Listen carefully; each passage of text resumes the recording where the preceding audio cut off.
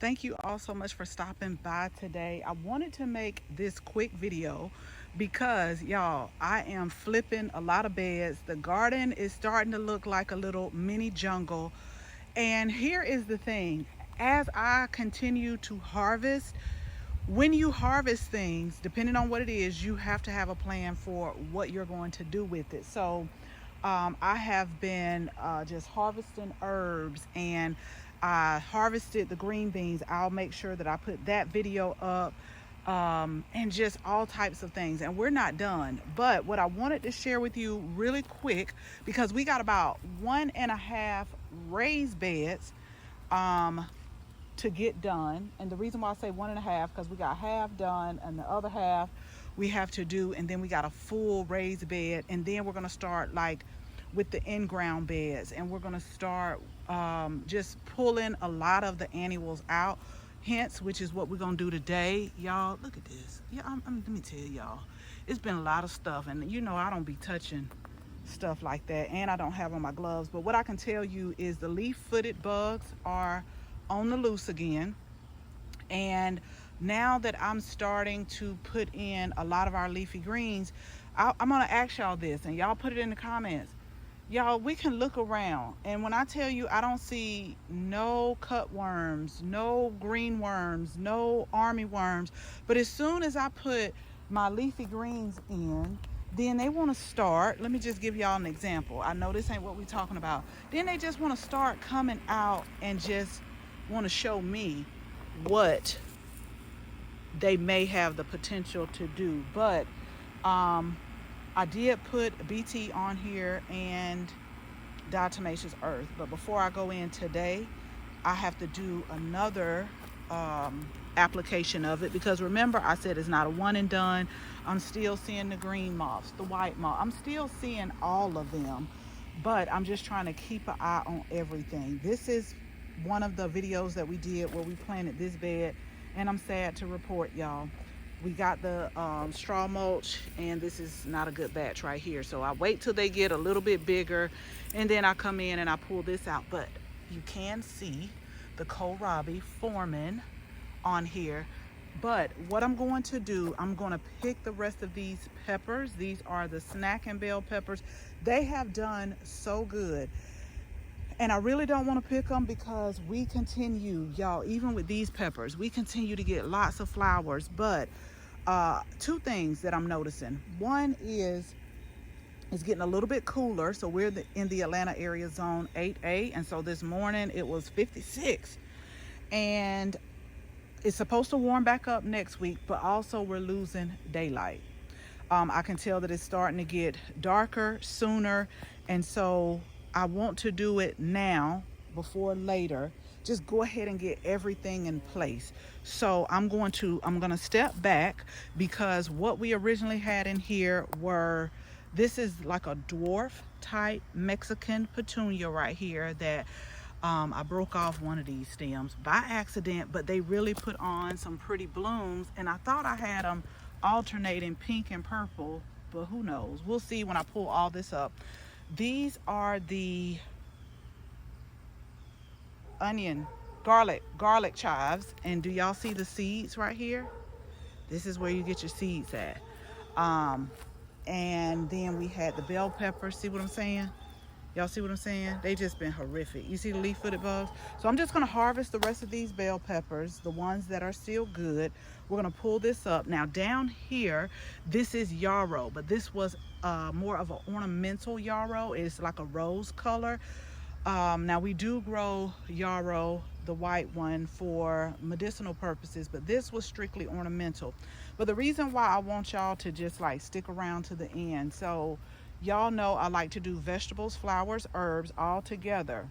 But here is the thing. Sometimes I can make a garden plan, and then as I'm starting to work, I immediately like change my mind. It's like something tell me, nope, don't put that there, put this there. So we're going to put a leafy green back here. It's only going to be 3, because these 2 beds we created when we first got part 1 of the garden done. When we first moved here, we had got part 1 done, and I feel every last raised bed and I still had more to plant. So I just started like making places in ground. And so that's where these beds come from. And I shared with you how easy it is. Now we are still working with our soil, trying to build our soil. And the soil test told us we still need to work with our soil, but we still grow leafy greens right here and other plants like the bell peppers. Things are still growing, but we're working with the soil over time. So I'm going to get all of this cleaned up. I really am going to go ahead and cut these buds off. Y'all, look at the butterfly. Gone to glory, I guess. I hope. We're going to get all of this cleaned up. All of the grass is pulled up. We're going to feed the soil and then come back, because I'm not sure if I want to do broccoli here. We got 3 types of broccoli that we're going to plant for the fall. I got one called asparagus. We just planted some collards, but we got 3 different types of collards that we may plant. So again, just stick to the end, y'all, because I don't want to tell y'all I'm going to put something here and then I just switch it out. So I'm going to make sure that I harvest everything, clean all of this up, feed the soil, and I'll come back and I'll share with you what we planted.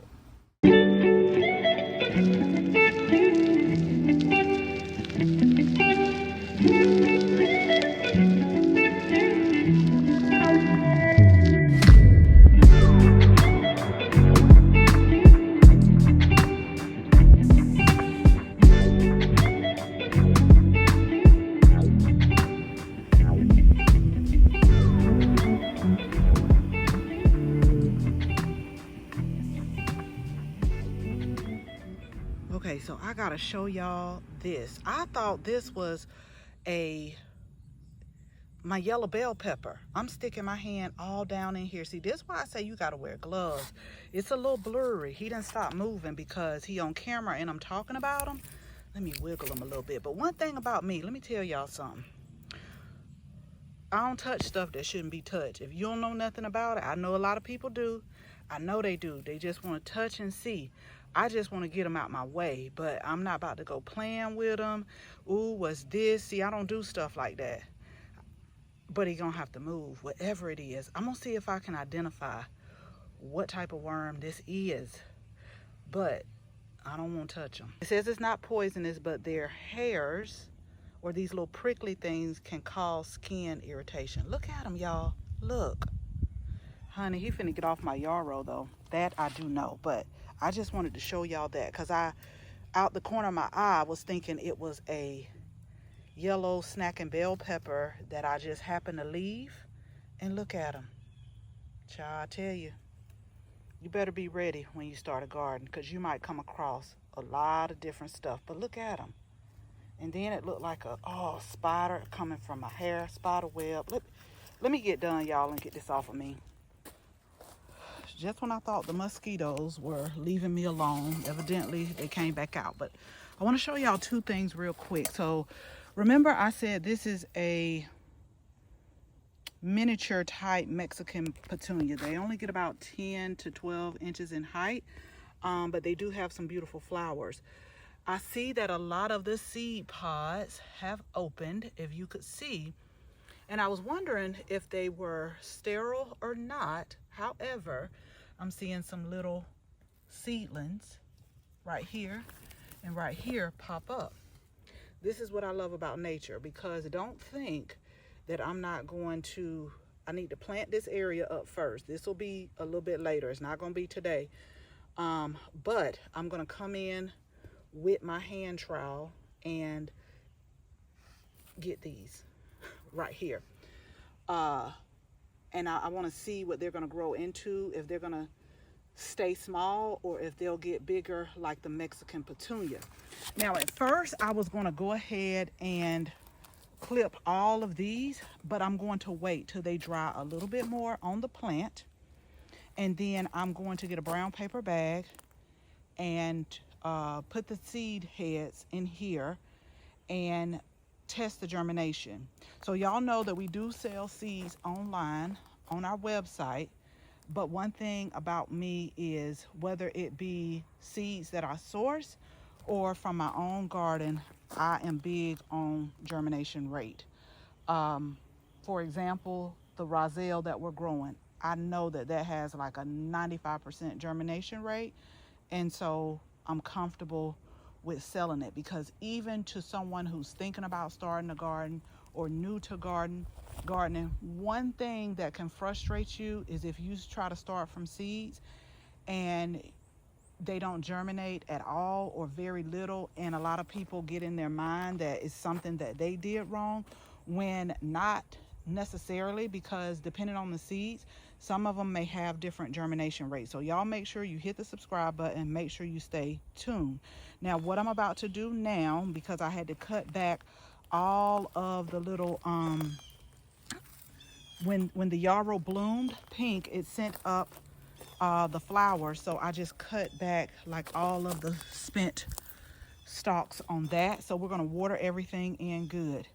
Now I'm still deciding, but I'm about 90% positive on what I want to put right here. Y'all, these bees have been really punking me out this whole time. They keep staying over here by the lavender, and then they're over here on these basil flowers, but they're getting real up close and comfortable with me.